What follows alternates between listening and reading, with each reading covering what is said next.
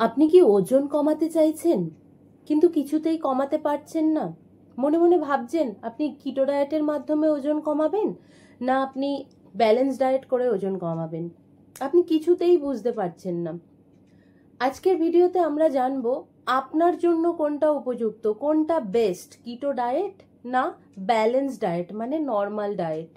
দুটো ডায়েটের মধ্যে কোনটা বেশি উপকারী, কোনটা করলে আপনার ক্ষতি হতে পারে, কোনটার থেকে আপনি দূরে থাকবেন, সবকিছু নিয়ে বিস্তারিত আজকের ভিডিওতে আমি আলোচনা করব। সঙ্গে থাকুন, ভিডিওটি দেখতে থাকুন।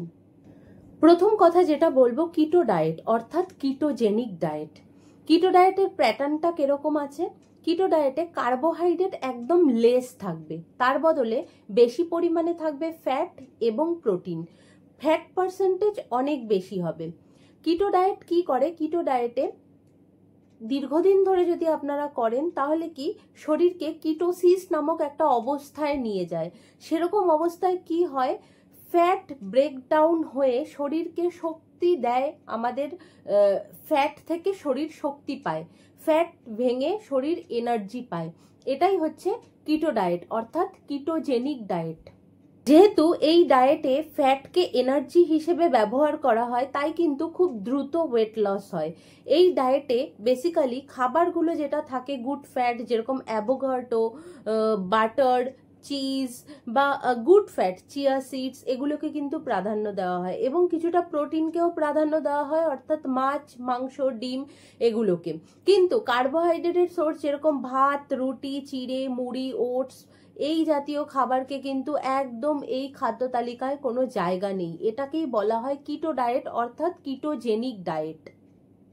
এবার আলোচনা করব কিটো ডায়েটের উপকারিতা এবং অপকারিতা। উপকারিতা কি আছে? দ্রুত ওজন কমবে কিটো ডায়েট করলে, ফার্স্ট পয়েন্ট। দ্বিতীয় পয়েন্ট যেটা বলবো, ডায়াবেটিস পেশেন্টরা সুগারকে কন্ট্রোল করার জন্য কিন্তু কিটো ডায়েট করতে পারেন। এবং তৃতীয় পয়েন্ট যেটা বলবো, অনেক ক্ষেত্রে মেন্টাল ক্ল্যারিটি কিন্তু বৃদ্ধি পায়। অপকারিতা কি আছে? দীর্ঘদিন ধরে কিটো ডায়েট করলে পরে কিটো ফ্লু হতে পারে, আপনার বমি বমি ভাব হতে পারে, একটা অস্বস্তি লাগতে পারে। দীর্ঘদিন ধরে যদি আপনি কিটো ডায়েট করেন, আপনার কিন্তু লিভার অথবা কিডনির সমস্যা আসতেই পারে, কারণ কিটো ডায়েট দীর্ঘদিনের করার ডায়েট নয়। আরেকটা জিনিস যেটা, কিটো ডায়েট খুব ব্যয়বহুল্য। অনেক সময় মধ্যবিত্ত পরিবারে কিটো ডায়েট কিন্তু করা সহজ ব্যাপার নয়, কারণ কিটো ডায়েট করতে গেলে অনেক খরচা সাপেক্ষ। এটাই আমার বলার বক্তব্য। এবার আসা যাক নর্মাল ডায়েটের ব্যাপারে অর্থাৎ ব্যালেন্স ডায়েট। ব্যালেন্স ডায়েটটা আসলে কি? আমাদের খাদ্যে টোটাল 6খানা উপাদান, carbohydrate, protein, fat, vitamin, mineral, water, সবগুলো উপাদানকে গুরুত্ব দিয়ে যেই খাদ্য তালিকাটা তৈরি করা হয় সেটাই হচ্ছে ব্যালেন্স ডায়েট। ব্যালেন্স ডায়েটের উপকারিতা কি জানেন? ব্যালেন্স ডায়েটের উপকারিতা, এটা কিন্তু ধীরে ধীরে ওয়েট লস হয়, কিন্তু সেই ওয়েটটা সহজে বাউন্স করে না।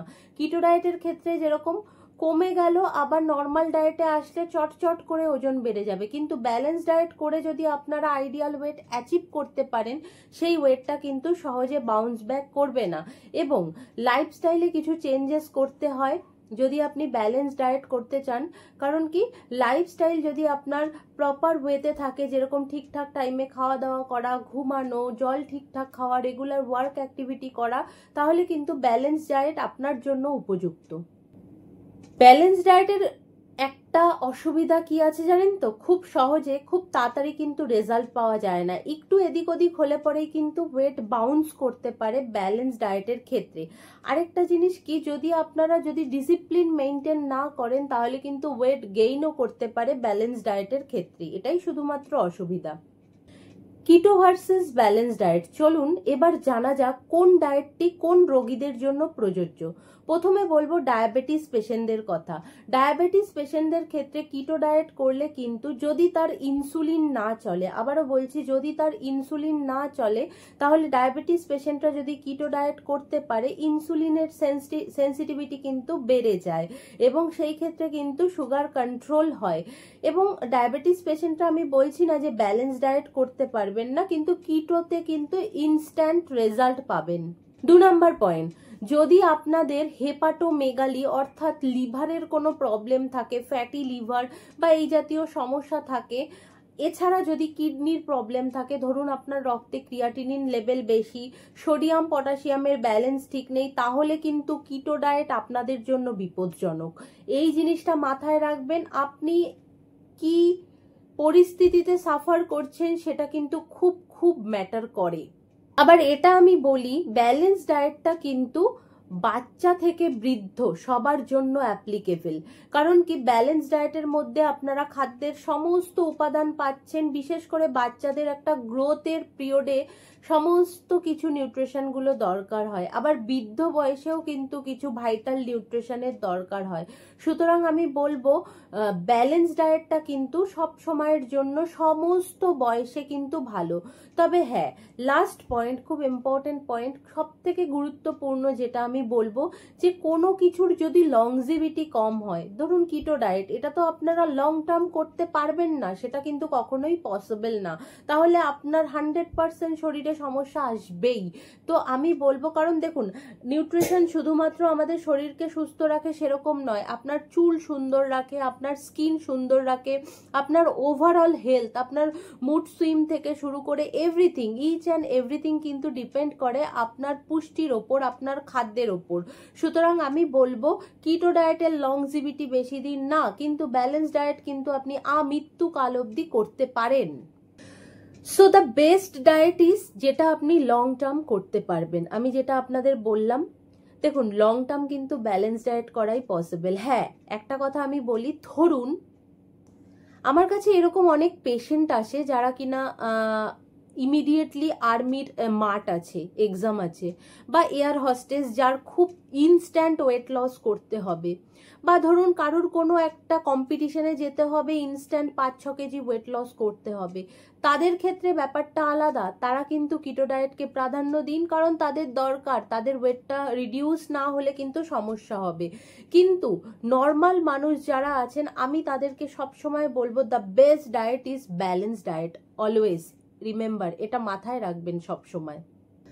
আমি একজন পেশাদার ডায়েটিশিয়ান, আমি সকলকে একটি উপদেশ দেব, দেখুন যদি কিটো ডায়েট করতেই হয়, কোনো ভালো ক্লিনিক্যাল ডায়েটিশিয়ানের আন্ডারে থেকে করবেন, কারণ এই ক্ষেত্রে কিন্তু আপনার অনেক ব্লাড রিপোর্টস কিন্তু ম্যাটার করে, যাতে কোনো রকম ভুল ত্রুটি না হয়, এটা কিন্তু খুব ইম্পর্টেন্ট। কিন্তু ওইটাই একটা কথা বললাম, যদি আপনার কাছে কোনো তাড়া না থাকে, তাহলে আমি বলবো আপনার জন্য ব্যালেন্স ডায়েটটা সবসময় উপযুক্ত।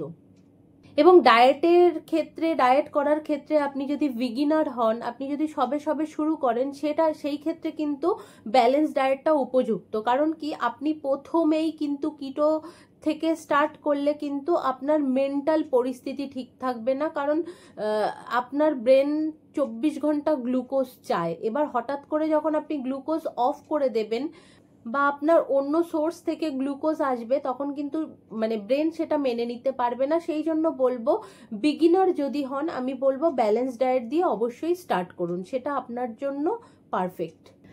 Remember, everybody is different, one size does not fit all, এই কথাটা মাথায় রাখতে হবে সর্বদা। যাই হোক, তো বন্ধুরা, আপনারা কিটোই করুন বা নর্মাল ডায়েট, যেটাই করুন না কেন, ইম্পর্টেন্ট উদ্দেশ্য হলো আপনার সুস্থ থাকা, সেটাই হচ্ছে সব থেকে বড় কথা। আশা করি ভিডিওটি আপনাদের বিস্তারিত সবটা আমি জানাতে পেরেছি। যদি কারোর কোনো রকম কোনো কোয়ারিজ থাকে, অবশ্যই নির্দ্বিধায় আমায় কমেন্ট করবেন, আমি সকলের রিপ্লাই দেব। আর ভিডিওটি যদি আপনাদের ভালো লাগে, লাইক কমেন্ট শেয়ার করতে ভুলবেন না, এবং অবশ্যই নিত্য নতুন ইনফরমেটিভ ভিডিও পেতে সাবস্ক্রাইব করে নিতে পারেন you and yours nutritionist YouTube চ্যানেলটি। সকলে ভালো থাকবেন, সুস্থ থাকবেন।